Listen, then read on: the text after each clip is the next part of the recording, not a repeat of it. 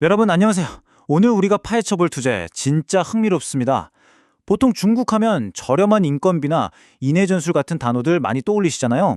그런데 지금 중국이 과거의 그런 인간 노동력 중심 국가에서 완전히 벗어나 최첨단 휴머노이드 로봇 강국으로 아주 야심차게 방향을 틀고 있습니다.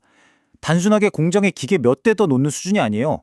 완전히 거대한 패러다임이 뒤집히고 있는 상황인데 오늘 이 해설을 통해 그 내막을 싹 다 파헤쳐 보겠습니다.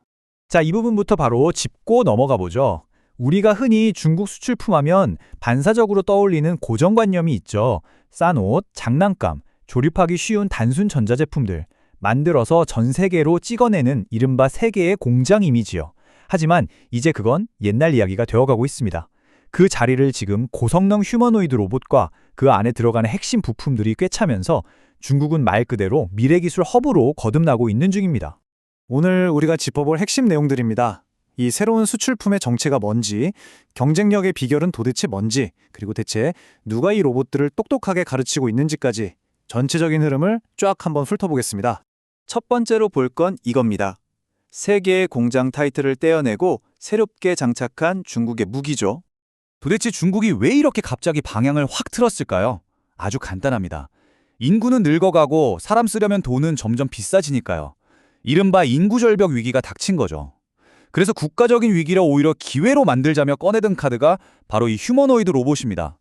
사람처럼 생겨서 사람처럼 두 발로 걷고 손을 쓰는 이 기계가 단순한 기계팔 수준을 넘어서서 이제 중국의 차세대 킬러 수출품이 되고 있는 거예요. 그럼 두 번째 포인트로 넘어가 볼까요? 대체 왜 유독 중국이 이 어려운 분야에서 이렇게 무서운 속도로 앞서가고 있는 걸까요? 세계적인 금융기관이죠. 모건 스탠리에서 나온 분석을 보면 상황이 아주 명확해집니다. 중국이 압도적인 가격 경쟁력 그리고 엄청난 생산 속도를 무기로 이미 이 분야에서 초기 주도권을 꽉 잡았다고 평가했거든요. 그냥 기대감이 아니라 전문가들 역시 중국이 이미 선두에 섰다는 걸 공식적으로 인정하고 있다는 겁니다. 어떻게 이렇게 빨리 치고 나갈 수 있었을까요? 딱 세 가지로 요약됩니다. 첫째, 국가가 아예 작정하고 전폭적으로 밀어붙이고 있고요. 둘째, 나사 하나부터 핵심 모터 조립까지 자기들끼리 다 해내는 완벽한 수직 계열화를 이뤄냈습니다. 그리고 셋째, 예전 세계의 공장 시절부터 만들어둔 그 어마어마한 공장 인프라가 그대로 남아있잖아요. 이걸 그대로 활용하니까 속도전에서 다른 나라들이 밀릴 수밖에 없는 구조인 거죠. 자, 여기서 진짜 흥미로운 이야기가 등장합니다. 세 번째, 이 첨단 로봇들의 뒤에 숨어있는 인간들의 이야기입니다. MIT 테크놀로지 리뷰에서 아주 기막힌 보도를 했는데요. 지금 중국에선 마치 21세기판 가내 수공업 같은 일이 벌어지고 있습니다. 일용직 노동자들, 즉 긱워커들이 자기 집 거실에서 이상하게 생긴 특수 모션 캡처 장비를 주섬주섬 입어요. 그리고 걷고 물건을 짚고 청소하는 이런 일상적인 행동을 하루 종일 끝없이 반복합니다. 그러면 이 관절의 움직임 하나하나가 전부 정밀한 데이터로 쪼개져서 로봇의 AI 뇌로 실시간 전송되는 겁니다. 보통 우리가 긱워커라고 하면 오토바이 타고 헬멧 쓰고 배달 가방 맨 분들 떠올리잖아요. 근데 이제 시대가 바뀌었습니다. 배달 가방 대신에 로봇을 똑똑하게 만들 훈련용 데이터를 짊어지고 있는 거예요. 각자의 집에서 땀 흘려 움직인 그 노동력이 모여서 로봇의 지능을 무서운 속도로 끌어올리고 있다는 거, 과거의 전통적인 노동과는 너무나도 다른 정말 기이하고도 놀라운 형태의 기경제 아닙니까? 이 현상이 경제 전체적으로 무엇을 의미하는지 과거와 현재의 패러다임 변화를 통해 한번 짚어보겠습니다. 과거와 현재가 어떻게 달라졌는지 한번 쓱 비교해 볼까요? 복잡하게 생각할 것 없이 핵심은 명확합니다. 예전 중국의 가장 큰 무기는 그냥 사람이 많고 인건비가 싸다 이거였잖아요. 근데 지금 그리고 앞으로의 미래는요. 방금 우리가 본 것처럼 판탄하게 깔려있는 하드웨어 공급망과 산더미처럼 쌓여있는 대규모 로봇 학습 데이터로 완전히 대체되었습니다. 사람들의 노동 방식도 공장 컨베이어 벨트 앞에서 부품을 조립하던 것에서 이제는 거실에서 로봇에게 행동을 가르치는 데이터 레이블링 노동으로 싹 바뀌었죠.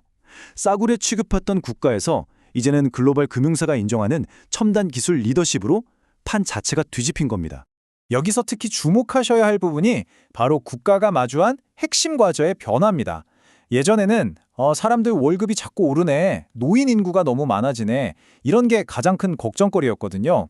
그런데 지금은 스케일이 아예 다릅니다. 미국과의 피 튀기는 기술 패권 경쟁에서 어떻게 살아남을 것인가?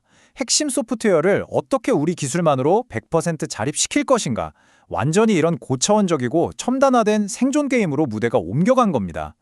이제 마지막 섹션입니다. 템포를 조금 늦춰서 기술 발전이 가져온 약간은 섬뜩한 역설에 대해 이야기해 보겠습니다.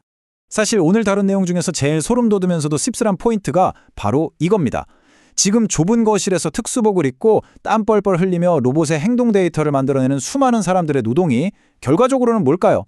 네, 맞습니다. 언젠가 자기들의 일자리를 영원히 빼앗아버릴 바로 그 완벽한 기계를 자기 손으로 직접 빚어내고 있는 과정이라는 사실이죠.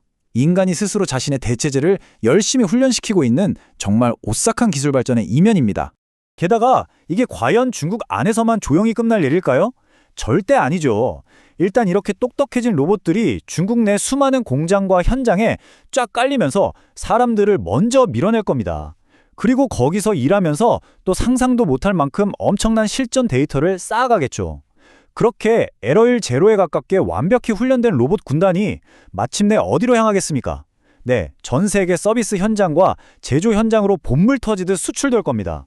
우리를 포함한 글로벌 경제의 지형도가 송두리째 흔들릴 준비를 하고 있다는 뜻입니다. 공장에서 사람을 빼닮고 심지어 사람보다 일을 더 잘하는 로봇들이 끝없이 쏟아져 나오는 시대가 눈앞에 와 있습니다. 그렇다면 여기서 아주 본질적인 질문 하나를 던져볼 수밖에 없네요. 인간의 행동을 완벽히 모방하는 기계가 전 세계를 퍼져나간다면 과연 인간의 노동은 그리고 우리들의 일자리는 대체 어디로 흘러가게 될까요? 로봇을 지배하고 파는 나라, 그 로봇을 사서 쓰는 나라, 그리고 결국 그 기계에게 일자리를 내주어야만 하는 사람들, 우리는 이 거대한 파도 속에서 어디쯤 서 있게 될까요? 이 묵직한 질문을 여러분께 남겨드리면서 오늘의 해설은 여기서 마무리하겠습니다. 다들 한 번쯤 깊게 생각해 보실 만한 주제인 것 같네요. 그럼 저는 다음 시간에 더 새롭고 흥미로운 분석으로 돌아오겠습니다. 함께 해주셔서 감사합니다.